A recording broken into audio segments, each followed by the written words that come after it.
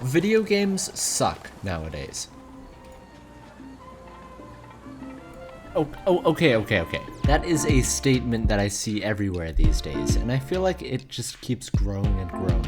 It's a very, very complicated statement kind of stuck in this tiny little simple sentence, and honestly, I think it's wrong.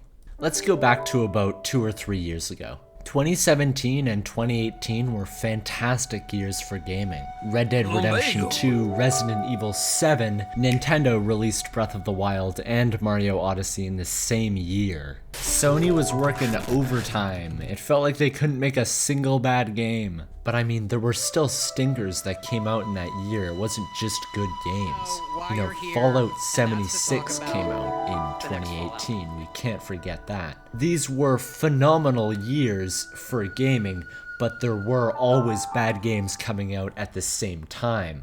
There should be an equal amount of good games and bad games coming out, because if there are less good games coming out, the bad games really steal the spotlight. And this is honestly what is going on with 2020 and 2021. These days, there's still good games releasing, but in a smaller quantity than before, and that's making the worst games rear their ugly heads. And the place where you can find the worst games imaginable right now is really the multiplayer genre. Welcome to my guide on how to make a normal multiplayer game in 2021. All you have to do is just follow a couple trends. First off, it needs to be always evolving, never staying the same, so that your players don't feel bored. With that comes the weekly updates of about 20 gigabytes each. When the game is fully done, it should be about 200 gigabytes. If you get it to 300 gigabytes, then that's really good. Don't forget the battle pass, and it also has to be a battle royale. Every single game these days, I guess it has to be a battle royale, because that's the only way you can make it successful, right? You guys remember Hyperscape? You don't. And if maybe you're sick of battle royales, well, good for you. There are other options that aren't battle royales, like Valorant. Now, if the only competition to a battle royale game is Valorant, that's how you know that the multiplayer genre sucks right now. At this point, we are depending on two games. We are depending on Battlefield 2042 and Halo Infinite. Battlefield 2042, I was hyped. I'm not really hyped anymore because of that beta. But Halo, that looks good. I'm really hoping that is good. Everything lies on the shoulders of Halo. Let's move on to my next point. The unfinishedness. That's what it's a new word. This trend sucks, and it is getting more frequent.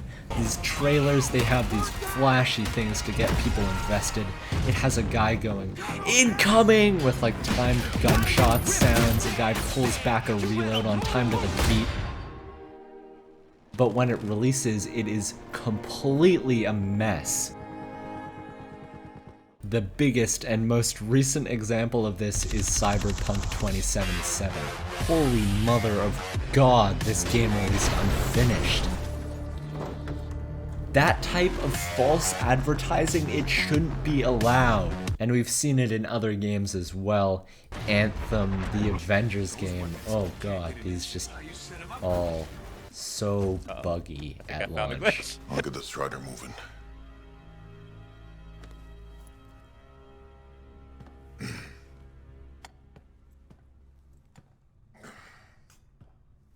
And this has been happening for a longer time. I mean, I think Ubisoft did this with Watch Dogs back all that time ago.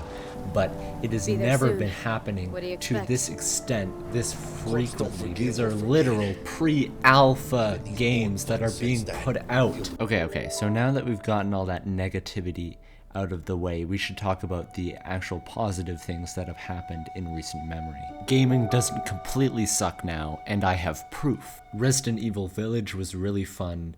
Deathloop had an interesting concept, and It Takes Two, I'm still playing through this one, but it's really fun. A lot of heart went into this one. People are ignoring these really great games to focus on the larger problems of the industry. And while we should tackle these issues, I don't think we should call gaming a lost cause. I think far from it. There are games on the horizon that have the potential to be fantastic. And there's a lot of things to do while you're waiting. Maybe go back, play some games that you didn't get to play on release date from 3 years ago, or even more. Play some classic from like 2010, 2005. I'm just rambling here, but honestly, this statement made me just annoyed. We will get back to that golden age that people long for. It'll just take a while.